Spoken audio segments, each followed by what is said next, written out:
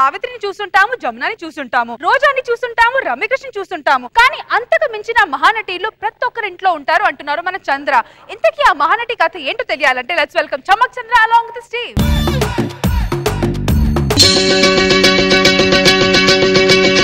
కొత్తగా ఉన్నది స్వర్గమిక్కడే అన్నది కోటి తారలే పూల ఏరులై కోటి తారలే పూల ఏరులై నేల చేరగానే. అబ్బా ఏమైందండి? చేయబెనికినట్టుంది. అయ్యో మీరు కూర్చోండి. ఇంటూ చూసుకునేదే లేదా మీరు? అంత కంగారు పడకే, ఏం కాలేదు. ప్రేమే మాకు కాళ్ళు చేతులు విరిగిపోయినా మేము తట్టుకుంటాం, కానీ మీ కాళ్ళకి చిన్న ముళ్ళు గుచ్చుకున్నా నేను తట్టుకోలేనండి.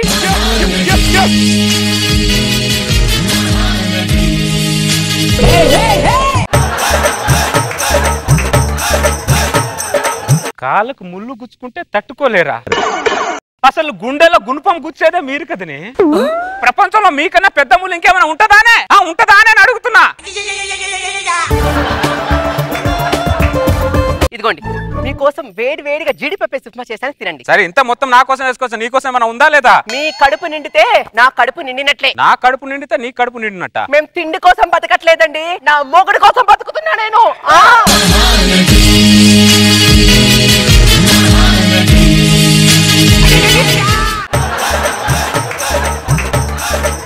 ఇది టూ మచ్. వంట రూమ్ లో కావాల్సిందా పక్కన పెట్టుకుంటారు, మిగిలినంతా మన చేతిలో పడేస్తారు. బయటికి వచ్చేమో మొగుడు కోసమే త్యాగం చేసినట్టు పెద్ద బిల్డప్ ఇస్తుంటారు. ఏమే వంట రూమ్ లో నిఘా కెమెరాలు పెడితే మీ ధగాలు బయట పడతాయే. అయ్యా నమస్తే. అయ్యా నమస్తే. ఏంటి ఇలా వచ్చా రామయ్య? నిన్న మీ ఆడ పనికి రాలేదేంటి? నిన్న నా పుట్టినరోజు అయ్యా. ఏవే గుడికి వెళ్దామే అన్న. నువ్వు పుట్టి దేశాలు ఉద్ధరించావు గానీ నువ్వు గుడికి వెళ్ళు, నేను సినిమాకి వెళ్తా అని 10 మంది ఆడోళ్ళు వేసుకొని సినిమాకి వెళ్ళిందయ్యా. అవునా? సరేలే, నువ్వు ఎందుకు వచ్చావు? ఖర్చులకు డబ్బులు లేవు, ఒక 200 ఇస్తారేమో అని. ఇదిగో ఉంటానయ్యా. సరే సరే. దండలయ్య గారు. రంగమ్మా ఏంటి నిన్న పనికి రాలేదు? నిన్న మా ఆయన పుట్టినరోజు అయ్య గారు. ఆయన చల్లగా ఉండాలని 500 గుడి మెట్లు ఎక్కేసరికి అలసిపోయానయ్య గారు, అలసిపోయానయ్య గారు.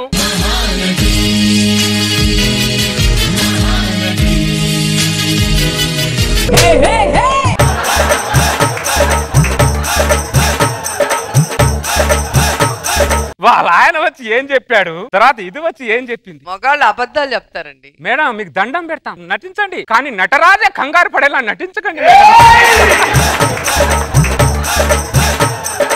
ఏమండి నాకు ఒక 5,000 డబ్బు కావాలండి. 5,000 కావాలా? ఎందుకు? బ్యూటీ పార్లర్ కి వెళ్దామని. బ్యూటీ కాబట్టి ఏం లేదు, లోపలికి వెళ్ళి ముందు. ఏమండి నేను బ్యూటీ పార్లర్ కు నా కోసం వెళ్ళట్లేదు, మీకోసమే వెళ్తున్నాను. నా కోసం వెళ్తున్నావా? పలానా దేవిశ్రీ ప్రసాద్ భార్య అందంగా తయారైందంటే ఎవరికి గౌరవం? నువ్వు అందంగా ఉంటే నాకు గౌరవమా? మరి కాదా? మేము ఎలాగో మీరు మాకు కాపురం చేస్తారా లేదా? చేయక చేస్తామా? అది మరి మా ఆడాలకు అందం అంటే మోజు లేదు, అందంగా ఉండాలన్న ఫోజు లేదు. మా ఆడాలందరూ మొగాల గౌరవాన్ని కాపాడడం కోసమే బ్యూటీ పార్లర్కి వెళ్తాం తెలుసా? ఈ చిన్న విషయాన్ని మీ మగాళ్ళందరూ ఎందుకు అర్థం చేసుకోరో మాకైతే అర్థం కాదు. మీరు కొత్త కొత్త విషయం చేస్తే మాకేం అర్థమైంది? అన్ని అర్థం చేసుకోవాలండి. ఇప్పుడు రోజా గారు రోజు అందంగా తయారై అక్కడ ఆవిడ కోసం కూర్చుంటున్నారు అనుకుంటున్నారా? జబర్దస్త్ గౌరవాన్ని పెంచడం కోసం కూర్చుంటున్నారు, పక్కనే ఉన్న నాగబాబు గారి గౌరవాన్ని పెంచడం కోసం కూర్చుంటున్నారు. అంతేనా రోజా గారు?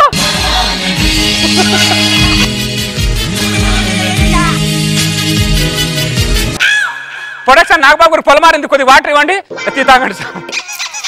కొన్ని వినకూడని విషయాలు సడన్ గా వింటే ఇలాగే పొలమారుతుంది సార్, జాగ్రత్త సార్. సార్ ఎక్కడి నుంచి వచ్చింది? ఆఫీస్ నుంచి వచ్చింది సార్. ఇక్కడ సంతకం పెట్టండి.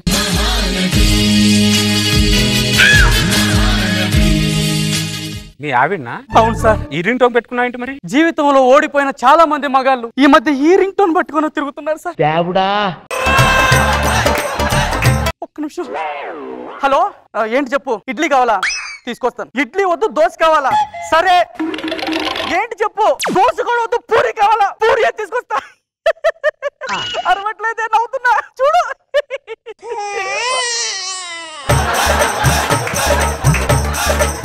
ఏంటి సార్ వీళ్ళు? ఏది తినాలో క్లారిటీ ఉండదు, ఏది కావాలో క్లారిటీ ఉండదు, సెకండ్ కు అభిప్రాయాన్ని మార్చేస్తారు. ఏంటి సార్ వీళ్ళు? మొగుడిని మార్చలేరు కాబట్టి అభిప్రాయాన్ని మార్చేస్తుంటారు. చెప్పారు సార్. నిన్నే సార్ నెలకు సరిపడా సరుకులు తీసుకొచ్చాను సార్. వండుకొని తినొచ్చు కదా సార్. డ్యూటీలో ఉన్నాను సార్. అటు ప్రభుత్వానికి పనిచేసి ఇటు పిల్లానికి పనిచేసి ఏంటో నా బతుకు. డ్యూటీ ఎగ్గొడితే జీతం కట్ చేస్తారు సార్. దీని పని ఎగ్గొడితే రాత్రి కట్ చేస్తారు సార్. అన్ని రకాలుగా ఒక మగాడే నలిగిపోవాలా సార్? రాయి మీద చేపను రుద్దినా, చేప మీద రాయిని రుద్దినా అరిగేది చేపనే. బెల్లం రాయి లాంటిది, మగుడు చేప లాంటోడు. అరిగేది మనమే, కరిగేది మనమే, చివరికి పులుసయ్యేది మనమే.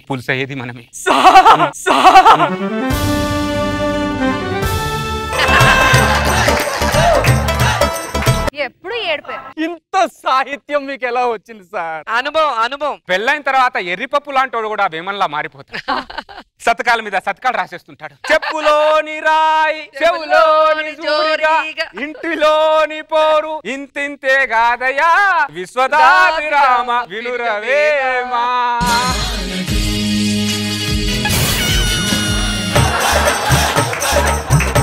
మీ ఆవిడ నీకు మళ్ళీ ఫోన్ చేసిందిరా రామా, టిఫిన్ తీసుకుని త్వరగా వెళ్ళరా మామా. వస్త్రాన్ని దారిలో ఉన్న వస్త్రాలు. అమ్మాయి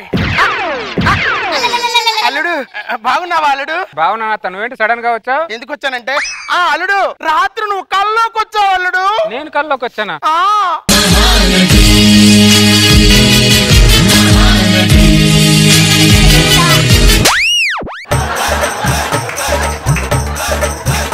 ఏంటి సార్ ఈ పర్ఫార్మెన్స్? ఎవరు తగ్గట్లేదు సార్. ఒకరికి మించి ఒకరు చేస్తున్నారు సార్. సార్ మనది గుప్పెడంత గుండె సార్. వీళ్ళు పర్ఫార్మెన్స్ తో ముప్పెడు దాడి చేస్తే మనం ఎలా తట్టుకోవాలి సార్? మేము కోకోనట్ ఛానల్ నుంచి వచ్చాము. మగవాళ్ళ మీద మీ అభిప్రాయం ఏంటో చెప్తారా? నేను 100 మాటలు చెప్పనండి. పెళ్ళయిన తర్వాత నా మొగుడిని సంఖ్లో ఎక్కించి చందమామ చూపిస్తూ గోరుముద్దులు తినిపిస్తూ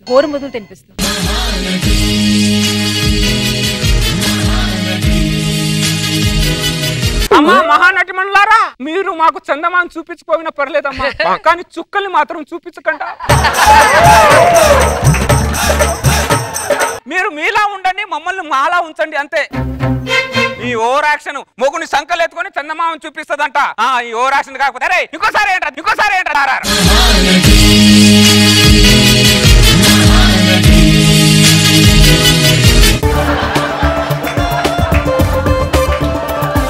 ఏంటమ్మా సడన్ గా వచ్చావు? రానంటనే మన ఊరికి వచ్చిన కూతుళ్ళు అల్లుళ్ళు కారులో వస్తున్నారు. నా కూతురు మాత్రం రావటం లేదు. నాకు ఉండదట్నే నా కూతురు కారులో రావాలని చెప్పి. ఆయన కారు కొనలే అమ్మా. అడిగితే ఎవ్వరు కొనరే.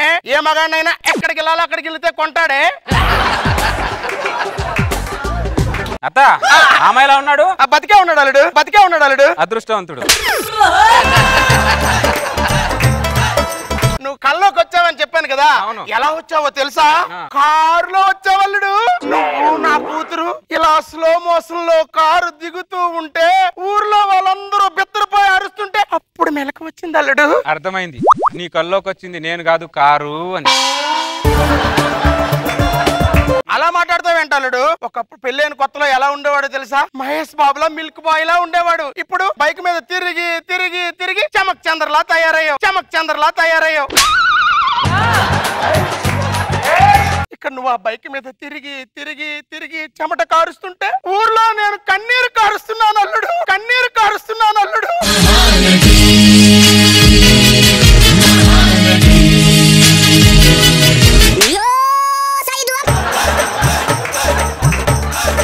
మా ఆయన రోజు బైక్ మీద ఆఫీస్కి వెళ్తూ ఉంటే ఆ కాలుష్యానికి మా ఆయన ఆరోగ్యం ఎంత పాడైపోతుందో అని ఒక మూలను కూర్చొని రోజు కొమిలి ఏడుస్తాను తెలుసా నేను.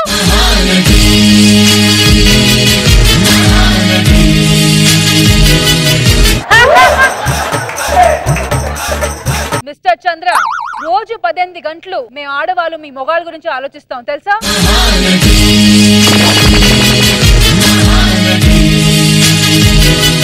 18 గంటలు ఏంటి రష్మి? ఆ పడుకున్న 6 గంటలు కూడా వాళ్ళ గురించే కదా మనం ఆలోచిస్తాం.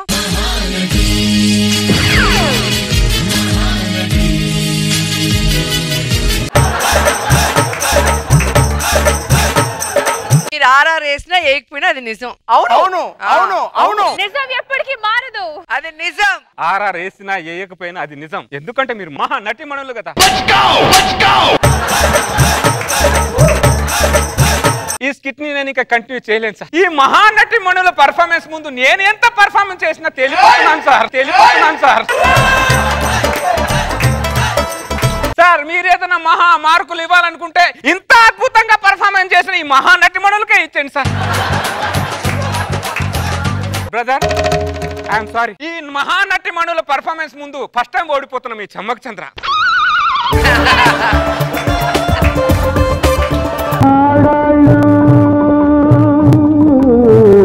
నీకు జోహార్లు ఓపిక ఒద్దిక నీ పేర్లు మీరు ఒకరికంటే ఒకరు గొప్పోళ్ళు.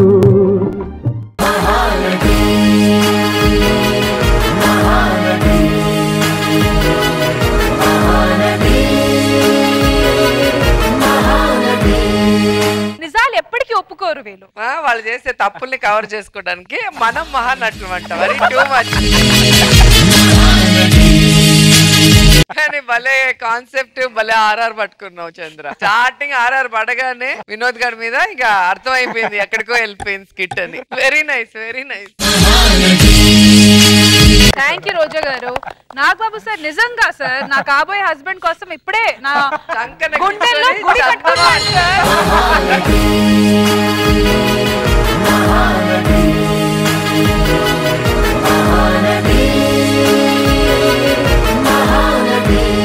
నిజంగా సార్ సంకల్లో ఎక్కించుకొని చంద్రబాబుని చూపించు, గోరుముద్ద తింటూ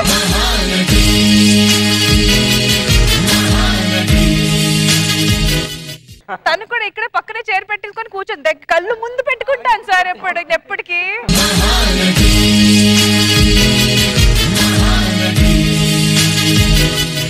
ఓకే సార్, అయితే మీ స్కిట్ గురించి చెప్పండి సార్. ఈ రోజు నా వాయిస్ ప్లస్ జడ్జిమెంట్ రోజా చెప్తుంది. ఓకే